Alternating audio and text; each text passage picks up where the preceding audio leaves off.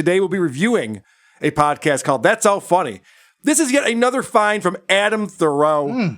Cros and I both listen separately. We have not discussed it with each other beforehand. Let's get into it. It's a show hosted by Lorenzo Arreola. Not that you would know that. He doesn't really announce who he is very often. No, he doesn't talk about himself much. Well, I don't know about that.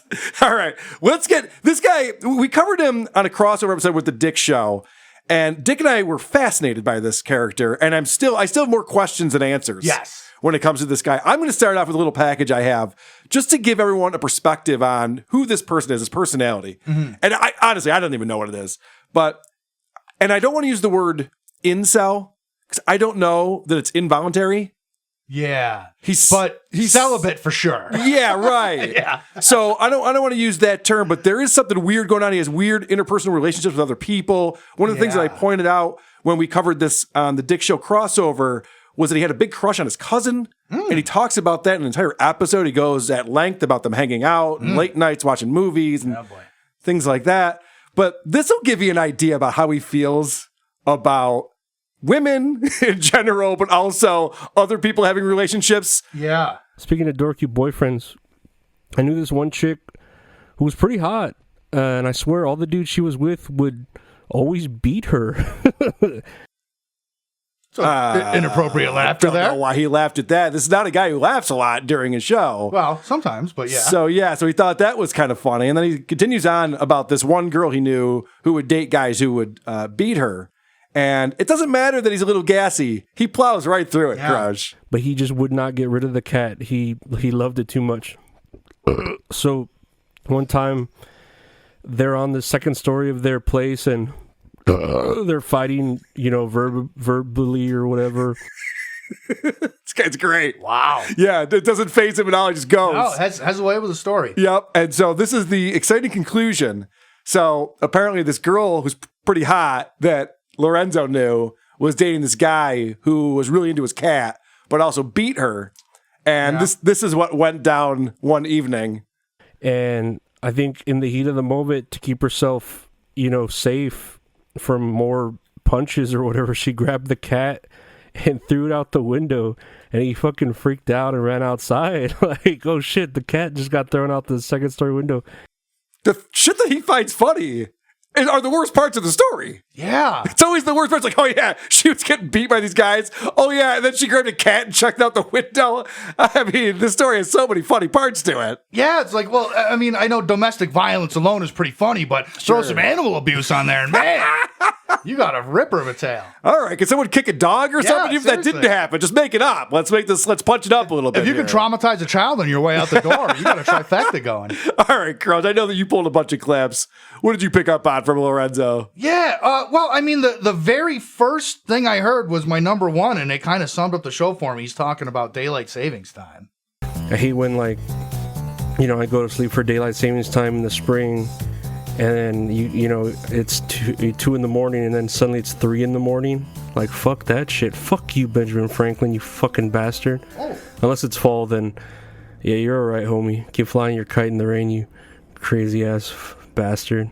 History lessons going on now. Wow. And he turns on a dime, you know what I mean? Yeah, right. And then, so my number two, he starts talking about he had a nurse that, came over to his house to draw some blood or something. And, he has an interesting thing with women, we'll say. And that chick was really cute, too. She was, in scrubs and Van sneakers, and you could tell she had no bra on, but she didn't really, have tits for it, but I thought her chest was still cute, I feel like flat-chested girls need love, too. Yeah. That a boy. No, I agree with you there, but that might not be the pickup line you think. You know what I mean? I noticed you're not wearing a bra, and you don't need to. Girl, I know you ugly, but I'd still be with you. You know what I mean? That's not great. Not great, yeah. But yeah, got him into this whole thing about medical services. You know what I mean? And I learned a lot about this. He's starting a new service to drive around. My number 3. I have my buddy Retro Horror Inc. who does up my logos. He can do me up a nice logo for my truck, and I could be like a mobile mammogram and really pick up business during October for breast cancer awareness. Mm-hmm. And, do my duty and squeeze those titties of all sizes for the sake of medicine. like, yeah, I'm not an actual doctor, but if the logo's done up like really well and I have an official looking business card, who's to say, you know, that's true. I can't just give you hope. Yeah. I love boobies. Remember those those fucking bracelets? He's got a solid point. Really, what it comes down to is not 8 years of medical school. It's a logo. It's really what it comes down to when it comes to practicing medicine. Dr. Steve will tell you that. Well, I'm almost positive I had that same conversation as a 5th grader on a school bus. You know what I mean? Yeah. Like, dude, what if we could drive around and like feel girls' boobies?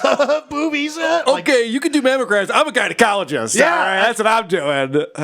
Yeah, it's pretty remarkable. All right, I'm going to get off the chicks for a second here and get right back to cruelty to animals. Oh, good. This is a great story. So Lorenzo, his current job is working at a supermarket. He's had a lot of interesting jobs. He's employed? He's employed. Wow. Yeah, he talks about driving to work, driving home from work. He has a driver's license? He used to work at Walmart. Dude, I know. There's so many questions I have. Wow. I have so many questions. Shocked. Sorry, go ahead. But I'm shocked that he still works at the supermarket. Speaking of animals, I remember when I was at work one time and there was a crow like flying around in the fruits and vegetables section, right? He's just kind of like picking at the random fruits or landing on the cilantro and letting the water hit his fucking feathers and shit.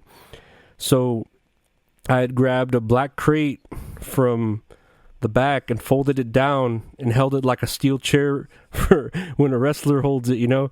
And I smacked the shit out of the crow and just stomped it and killed it, right?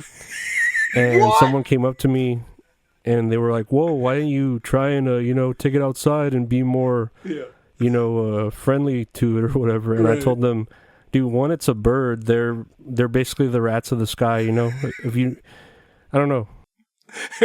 After that, he goes out. I mean, this is disturbing, obviously. The way he talks about it, too. As if like, well, yeah, I'm doing my job. What do you want from me? Yeah, I mean, that's psychopathic behavior, first of all. Yes. Second of all, this motherfucker might want to read up on crows a little bit. Sorry. What's funny about that is he says they're the rats of the air, but then he goes on to say, like, crows are really smart and they recognize faces, and I don't want to do something to get this guy on his bad side, and then he's plotting something against me in the future because they know how to use tools. Like, he knows all this shit about crows, but has no problem just murdering one in the supermarket in front of all the customers. I'm picturing that scenario where all these people are just appalled, and he's waiting for them to start applauding him or something. Like, he's like, what do you guys want? Did you want the crow eating the vegetables? Like, what do you... I just did the right thing here for you. What's the problem? And yet he's employed. That's fucking shocking. Wow. Aisle 3, dead crow. Can we get cleaned up on aisle 3? Jesus Christ. I've never witnessed such a thing. But this guy's world is something else. And by the way, he's a man of many talents. I have to tell you, watch out, Bo Daddy Harris. This guy sings country music. Ooh. Yeah, I was just thinking... I don't know why singing all these rap songs, they got me thinking of this one country version of Super Bass by Nicki Minaj I would sing when it came out. Girl, you got my heartbeat running away, beating like the drum when it's coming your way. Can't you hear that boom, boom, boom, boom, boom, boom, baby? That's super bass, boom, boom, boom, boom, boom, super bass, super bass. Like a Luke Bryan cover. The thing about this guy is that he doesn't lack confidence. Correct. He'll just go. Yeah. And he'll switch topic to topic to topic. His shows are like usually 14 minutes long or so. Very digestible. And it's daily.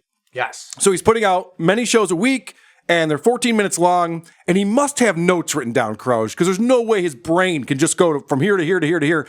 There's never a dull moment. There aren't a lot of pauses. He just goes. Correct. Yeah. Boy, he struck me as a really good Seamus. Yeah. Because he's totally random, but his audio sounds great. Yep. His singing has decent pitch. I noticed that. Topics, like, he actually has transitions from time to time. I enjoyed the show, Carl. It's the most fucking crazy thing. I hit play and I'm like, holy shit, this guy's kind of fucking funny. Like, it doesn't make any sense. I wouldn't recommend it to anyone. But as far as all the stuff I've sat down and listened to, like, I found myself rolling with it. Dude, I might recommend it. It's worth checking out. If you're wondering what the fuck is going on here, like we are, it's worth checking out an episode or two because I can't even do it justice with these clips. Yeah, and if you're wondering, like, well, what's the context of these clips? There is no context. This is just what it is. Yeah. And also, I want to point out, I don't know how popular this show is. I don't think it's popular at all. It's hard to find. The title's not spelled correctly.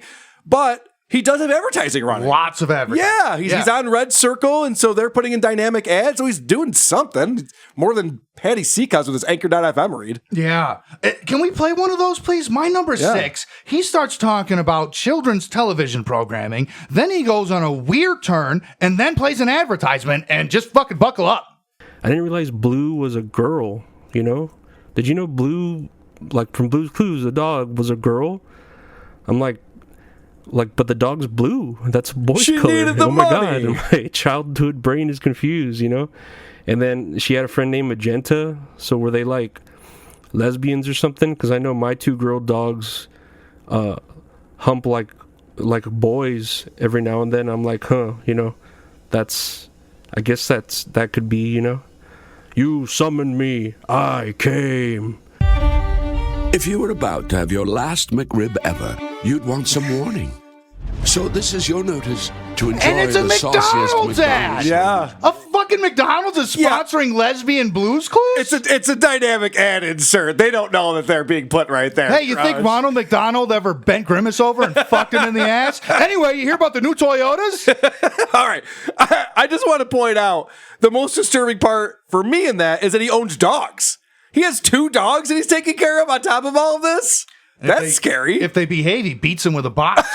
Yeah, I know. He's laughing about cats getting thrown out windows. He's beating crows to death in a supermarket. He's like, and by the way, my 2 dogs. Uh-oh. Yeah. Can I get a wellness check, please? On these poor dogs? That can't be good. Yeah, no, there's national advertising being inserted into the show, and it's so bizarre because you can tell the show should not have national advertisers. It should not exist, let alone be supported. Yeah.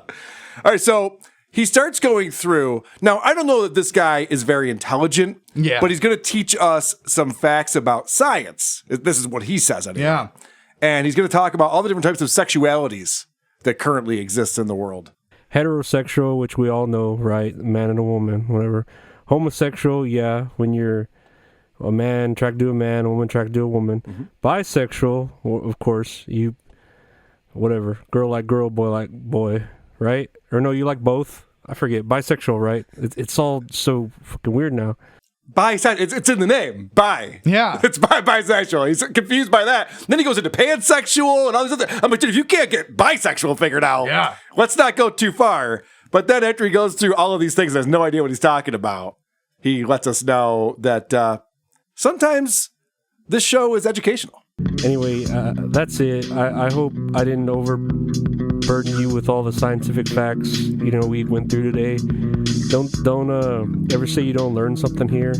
I did feel overburdened, to be honest with you. It was a bit too much for me. I'm just trying to enjoy my morning coffee and stretch out a little bit, and he's filling me with all these facts, science knowledge. I did end up learning a lot from the show, though. Okay. Like my number 7, some great medical advice. Be careful who you give your kidneys to, like unless you're trading one for like a brand new iPhone, like try to not give it away just for good karma, like it's not worth it. Good advice. Just good advice. I don't know if that is good advice. And can you trade a kidney for an iPhone? Not legally. Okay, I didn't think so. Is there a market for that somewhere? That's interesting. My number 8, I learned about personal economics. But remember, we don't scam people, we only scam corporations. That's the law of the hustle.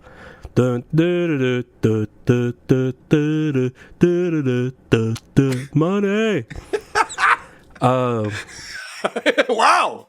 He's got a range. I thought he was just a country guy. No, he's all over the place. Holy shit. Very impressive. I learned a bunch about politics. Oh, good. Number 4. I can't wait. AOC, and I think she's like hot.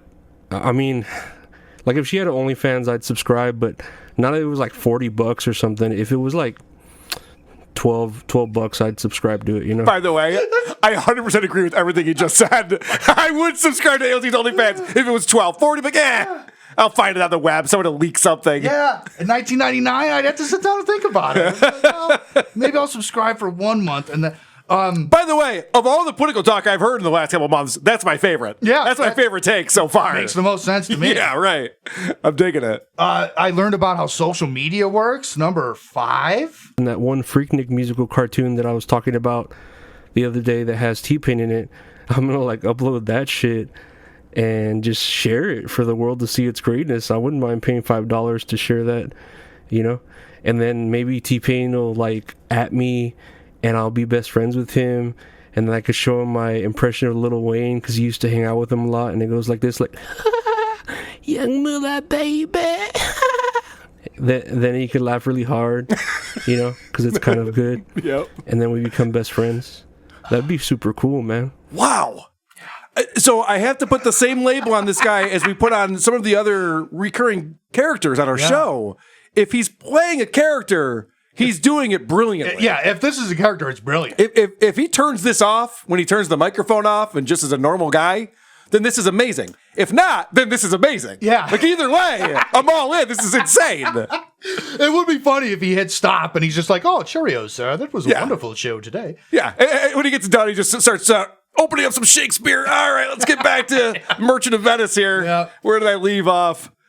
All right, I want to talk about, so one of the things I picked up on when I listened to a few episodes a couple months ago was he talks a lot about very young girls when he was very young. He had a lot of crushes in grade school. Yeah. And he still thinks about these girls to this day. I remember, man, maybe in 4th grade, I had a crush on this little, like, Filipina girl. She had big ass glasses and she wore like this back brace because she had scoliosis or something. She sounds hot. So after he tells you about this 4th grade girl with scoliosis, he starts to think like, what if I could reconnect with her? What if I could find her? Oh no! I'll have to look her up. She's probably on Twitch now selling her bath water or something. Shit, I'd drink her bath water. Whoa! Like if it was just her soaking in it. I wouldn't want like soap or other chemicals mixed in. I would just want her natural juices. Oh. Maybe have her dip her toes in like a little dollop of ketchup. Have I told you how much I love ketchup? Oh! And then the way he transitions on a dime, he's talking about the grossest shit. By the way, when you talk about drinking bathwater, nobody's including suds. That's not a part of it. It's not like, how much shampoo do you want it? That's not one of the questions you have. But anyway, so then he transitions into how much he likes ketchup. Like, immediately never talks about that girl again. Yeah. Just like, if she shoved her toes in some ketchup, I'd eat that. By the way, ketchup's amazing. I put it on everything. But you know what he hates? Is mustard. Really? I could literally eat it on everything. Unlike mustard, which I believe is the devil's lubricant. Mustard is the devil's lubricant. Really? I've never heard of such a thing. Mustard is delightful, sir. My bad. If you're eating a hot dog and you put ketchup on it, I will smack that thing out of your hand, you motherfucker. Has You this put guy- mustard on that hot dog. Has he ever had spicy mustard? Does he know that Dude, like there's so many good. stuff exists? Yeah, there's so many good mustards out there. Fucking A. Dude, is that the thing that you're most offended by so far? So far, yeah. Yeah, you're like, look, maybe the crow had it coming. That cat was being a dick. Yeah. You don't like mustard? Yeah. What the fuck is wrong with you? I haven't been this shocked since Tony Michaels and his plain chicken nuggets. I'm still shocked. What the fuck is wrong with you? I still don't know what to do with that information. Not even barbecue sauce? Yeah. It's fucking candy. Barbecue sauce is delicious. Who doesn't want some barbecue sauce on their chicken nugs? Come on, Tony Michaels. Maybe he's getting ready for when he goes back into the slammer again. Yeah. He wants his palate be used to very plain foods. Yeah. All right, let's get into. All right, this clip's going to be a little bit longer. This is one of the things about this guy is the way to capture the essence of the show is sometimes through longer clips. Yeah. To really understand these tangents he goes on and some of the crazy conversations that he delves into. And again, he's not stammering. He doesn't once catch himself and be like, wait, what am I doing? Why am I talking about that? He has extreme confidence. He knows what he wants to talk about, and he talks about it. So I listened to a whole episode where he talked about working with his cousin, and they would hang out, and they were very flirtatious with each other, and he wasn't sure if that was okay or not. And this is him talking about his cousin again on a separate episode I just listened to today. I remember when my cousin and I were still like that will they, won't they type energy. she had like gotten out of college and finally got a job. He makes it sound cute. When my cousin and I had that will they, won't they type energy. he makes it sound fun, this incest. When me and my cousin had our meet cute. Oh, God, that's so bad. Yeah. Well, okay, our moms were sisters, so I don't remember when we actually first met, but... She had like gotten out of college and finally got a job like in the city, right? Not a city job. She's a working girl. And it was closer to her hometown. And I was here, you know, in San Antonio. And every time her birthday would come up, I would call like a local flower shop in that town and have flowers sent to her work, right? I'm trying to be romantic. But instead of putting something real cheesy on the card, I would put a very creepy or stalkerish message on there. I think one time on the note I put, "Don't drink the water." And another one was like, "You smell bad." Like, just teasing second grade shit, right? But I don't know. I guess it was really like right there at that line of, oh, it's cute or oh, it's stalkery. And I probably should have a restraining order put on me. Whoa. All right. Real question. Are those signed or are they anonymous? Oh, I think they're anonymous. Does she just get flowers that say "you smell bad" and it's not signed? Another question. Oh, Croge, again, I have more questions and than answers. What would be worse? Like Also, if your cousin sent you flowers, or would you rather just not know? I mean, that's... Yeah, I know. I'd rather not know. Shit. But I think it's interesting, though, that he's like, you know, I put in there these crazy messages like, "Don't drink the water." You know, second grade shit. I planted a bomb in your home. You know, second grade stuff that we all do as a goof. I poisoned your cat. Yeah, just, you know, those innocent little childhood jokes. So then he's talking about, right after that, he's talking about the fact that he passed this test in order to sell insurance in the state of Texas. And he's trying to get this job selling insurance, but there's just one issue with that. I guess my background check, though, is still pending. Like, the process is moving slower than molasses in a snowstorm. It's moving slower than when the Uvalde police hear an actual emergency. Whoa! Moving slower than my Uber Eats when I order six packs of crab rangoons and no actual entree, just the crab rangoons. God, I love crab rangoons. By the way, every episode I listened to, he talked about crab rangoons. Every single episode. Did you pick up on that at all? Theme. Yeah. No, he didn't bring that up in these ones I heard. There are certain things that he really enjoys. What else do you have on there? Well, we were talking earlier about inappropriate laughter. Mm-hmm. My number 10, this is a tiny bit longer, but he tells the story of R. Bud Dwyer. Now, anybody that grew up in the time of the VHS tapes with Faces of Death, you know all about R. Bud Dwyer.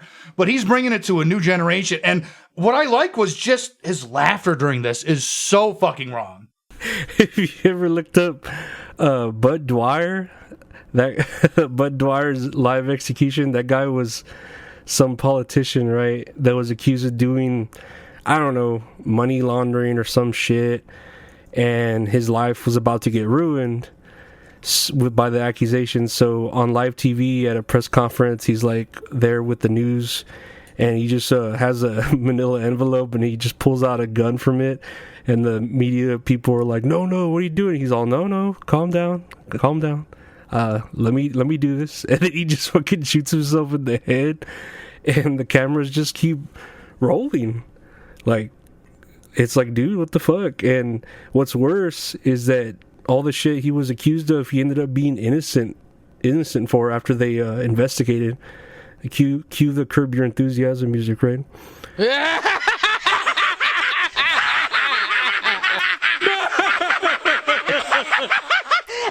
All right. Motherfucker shot himself in the face. It's brutal. On live TV. There's not a lot of fun. No. There's not a lot of fun. It's not great. He was a family man. He had left children. It's not a great story. No. This guy watched it and was like, yeah, again. Look at the blood come out of his nostrils. Oh, it's so funny. Jesus Christ, bro. Shit. He might be a bit disturbed, this guy. I think so. Yeah. Well, my guess. My number 12, we get into some Mexican food. Okay. And every time I'd be in the drive-thru getting tacos at that taco place, these church people would be protesting, I guess, the abortions and the unborn lives right outside that clinic. So when I would get tacos there from work, I would always say, hey, I'm going to go to the abortion clinic to get some tacos. Pretty good joke. Yeah, all right. I'll chill with this guy. I'd use that one. I'd use that one so many times. You'd be like, Carl, you told me that one. Like, oh, shit, I forgot. Yeah. I can't remember if I told you that one or not. My bad. This one I really did like. Number 11, he gets talking for some reason about doctor-assisted suicides. Okay. I mean, I love that you just say for some reason. Well, yeah. Everything is so random on this show. There's no reason for any of it. And they have assisted suicide. That's legal. I wonder how much they pay people to like assist in suicides. What's that like? Like you just sit there with the person and keep telling them how their life doesn't matter and how the world would be better off without them. That's basically Twitter, right? Twitter's the best suicide assistant. Come on! He thinks assisted suicide. Some guy going, yeah, jump, asshole. You can do it. Your life's fucking meaningless. Your parents hate you. Jump. Do a flip, you pussy. I bet you won't. That's hilarious. Holy shit.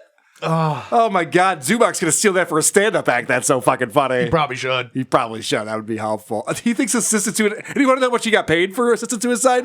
Dude, you might as well charge $20,000 and them charge it on their credit card. They're going to kill themselves. Yeah. Works. You know what I mean? Like, you could actually make a shitload of money doing that. Maybe we should get that legalized in this state. I'm in. I see an exit strategy for us here, Croge. Yeah. All right. Since we're talking about food and suicide, As we often are. this is a fun story about a Chinese buffet that he went to with his buddy. Oh, boy. And what you're going to learn in this clip is that Lorenzo is a portly gentleman. Oh. I don't know if you knew that or not. Did you pick up on that? No, but I can see it now that you mention it. So she gives us the empty plate, so we go get some food, and we both come back and sit down with both our plates, and the waitress comes back with our drinks, and she sees my plate, and she goes, "Oh, you eat a lot. I bring you more napkins." Oh, and she's just laughing and walks away, and dude, my buddy's just cracking up, and I'm telling him, what the fuck? Our plates like look equal in amount of food. Yeah, producer Chris isn't here with his lay off the Asians drop, unfortunately. On them, why is she making fun of me? Like they're the same. Is it just because I'm fat, you know? And about a minute later, she comes back with the napkins while I'm drinking my tea, and she goes, "Oh, you drink tea fast? I bring you hose." And she walks away again laughing. I'm like, what the fuck? I'm eating and drinking like a normal person. Why the fuck she's just roasting me? And dude, I swear, like, I'm cracking up now, but at the moment I was like, what the fuck? Like, this is a Chinese buffet. Why are you shaming me for eating all that I can eat? And even the moment I wasn't even eating that much, you know? Like a normal fucking person. At that moment. And that was her voice too. I'm not like doing a racist impression. She literally sounded exactly like that. Okay. Yeah. You can ask my buddy. I don't have any animosity to the Chinese though. I love their porn and their food. Wow. Yep. There you go. Chinese porn? Does anyone ever talk about Chinese porn? Is that a thing? I don't think that's legal in China. Yeah, I was going to say, I doubt it. Everyone loves the Chinese for their porn. What? I don't think that's true. All right, and then after that ridiculous story... Yeah, that was a roller coaster. That was a roller coaster ride. After that, he does want you to promote his show. So this is actually anti-Patty Seacups right here. That's it for today, I guess. Make sure to tell your friends about me, and if you have enemies, I guess tell your enemies about me too. 'Cause that'd be kind of cool. Yep. And support your local flower stores, man. Like, don't go to a fucking grocery store to buy flowers. That shit is not romantic. All right. Yeah. He knows romance. Send some creepy ass messages to your cousin. Yeah. With your local flower shop. So he wants us to spread it far and wide, and that's what we're doing right now. Yes. I am here to preach the gospel. That's All Funny is definitely worth checking out if you aren't already. Well, if you want to hear takes about male fashion like my number 9, you're going to have to tune into That's All Funny, because where the fuck else are you going to hear this? Also, what's the point of the hats with propellers on them? You know, the original beanie, the caps kids would wear in like black and white TV shows with the cap and propeller. Dude, we should bring that back. That shit is low-key fly. Have Bobby Shmurda wear one of those beanies with a propeller, and it would make sense when he throws his hat in the air and it never comes back down. It just flies away. Amazing. I mean, who else is talking about beanies, dude? Nobody that I know of. It is low-key fly, though. Oh, absolutely. I do have to give him that. Low-key goated, as the kids say. My last one, the number 13, this was just some advice he threw out at the end of that first episode that I played. I just enjoyed it. Yeah, remember to set your clocks back so Benjamin Franklin doesn't fucking come down your chimney and steal your electricity. All right, take care. Fucking brilliant, man. Fucking brilliant. This guy knows how to end a fucking bit, doesn't he? Ties it all together at the end like that. It's incredible. That's amazing. And by the way, I was just thinking about this. Tim Pool really should bring back the beating of the propeller on the top of it. Yeah, that'd be a good look for him. That'd be a good look for him. People will stop goofing on him for being bald. Yeah. They're like, oh, no, he just really likes that beating of the propeller. Now it makes sense. All right, so I listened to an episode. By the way, the description of this show is this. I'm a sick person that hates everything, and I'll just talk about it. Yeah. Follow me on Twitter and Instagram. Listen to That's How Funny wherever you listen to podcasts. All right, this is how he starts off his show. And when we talk about random, this is as random as it gets here, Crouch. I'm gonna start talking about birthdays. My birthday's nowhere near celebrating right now, but I don't even care to celebrate it all anymore. I don't know if I've talked about that. Like, I may ask for my birthday off from work, but just to have a day where no one bothers me for anything, and I could just eat Chinese food, and by Chinese food I mean just a shit ton of crab rangoons. Today I'm going to talk about birthdays. It's nowhere near my birthday, and I hate birthdays. Why is that the topic of discussion then, if that's what you're doing? So then he transitions that into a study that was done to determine whether or not money could buy happiness. Yeah, I just saw on the internet a stupid-ass study that was just conducted on if money actually buys happiness, and it said that researchers gave 200 people $10,000, like a lump sum, and the only condition was that they spend it within 3 months. And this is quoted from the actual study. Let me read you this. Not only did the participants rate higher levels of happiness than the control group after 3 months of lavish living, but they also reported elevated happiness levels months after the money was spent. Yeah, like, no shit, Sherlock. I could have told you that. No shit, Sherlock! No shit! I love this guy's take on that. Like, oh yeah, give people $10,000 and making them spend it 3 months makes them happy? Yeah, wow. Yeah. Amazing. Good scientific research, guys. How'd you get that funded? So then he goes on to explain how he knows that that's how it was going to turn out. They didn't have to do the study. It would be easy for me. Like, money buys crab rangoons. Crab rangoons brings me happiness. Therefore, money buys you happiness. He has the formula. Got it all worked. He already had it worked out. Yeah. On a worksheet and everything. I wish someone would have came to him. They could have saved a lot of money. A couple more things that I want to play here. So this is just some background. We're going to find out about his medical history. Ooh. Which is something that I always enjoy. Why he has nurses to his house regularly? Well, yeah. When you were talking about that, I was like, okay, there's a lot going on here. Man, all day my nose has been twitching like that witch from Bewitched. Samantha, you don't remember Bewitched? Samantha Stevens? Man, that witch was hot. I don't know, it's been tripping me out. My fucking nose. I'm not sure if it's from when I got Bell's palsy last year and my face is still waking up the nerves from it. Whoa. Or if it's all the medication I'm just taking that's messing with, I don't know, my neurotransmitters. Wow, this guy's heavily medicated? I never would have guessed. Is that why he's been jerking off to Nick at Night for all these years? What's he talking about? When he made that reference, I'm like, this TV show's 50 years old? Yeah, more than that. Yeah, it's probably 60 years. Like, wow, okay. Holy shit. I mean, she wants a smoke show. I don't know that I'm interested in what she's up to now. So, you think he likes Marianne or Ginger? So then he talks about how there is hope for him with his Bell's palsy and whatever he needs this medication for. And unfortunately, he has to hold out hope with Elon Musk. I was really hyped when Elon Musk was talking about Neuralink, and I'm like, holy smokes, maybe I can put that chip in my brain and it can cure the terrible anxiety / PTSD that I have from my mom being an evil witch. But nope, he's just still trolling Twitter and talking shit to his haters. But for all I can't blame him. I'd probably be doing the same shit if I was in his shoes. I love that. This is the only guy I've ever heard say that. If I were a billionaire like Elon Musk, I'd just be trolling people on Twitter all day too. Yeah. That's actually really bad behavior. It seems like the last thing that he should be doing with his time, in my opinion. But I love that this guy's just honest about it. He's like, look, if I had billions of dollars, I'd be telling everyone they suck too. Hey, whatever. Go fuck yourselves. Yeah, that's a hell of a take. Hell of a take there. It sure is. It's pretty good stuff. So that will not be the last that we hear from our friend Lorenzo Arreola. He is something else. You made a couple fans today, brother. That was a hell of a ride. For sure. Well done, sir. All right, it's time for our Cringe of the Week. Cringe of the Week. This one comes in from Po Boys Podcast. Jody B, longtime listener to the show, and he sent me a link on Twitter. And this is from, Brendan Schaub. Mm-hmm. This is from the Schaub Show, which I didn't know it was a thing, the Schaub Show. It's a new, I don't know if it's a new thing, but I always thought he was with other people on shows. This is just him solo. And listen to what he compares his comedy to. It's the same thing. I've had people go, Schaub doesn't write his jokes. There's no way. They come to the show, and then Mark tells me, this guy, thinks you have someone writing your jokes. I'm like, damn, that's a compliment, dude. They think, what do they think? Chris Rock's writing them? Who's writing them? I'm like, oh, man, that's dope.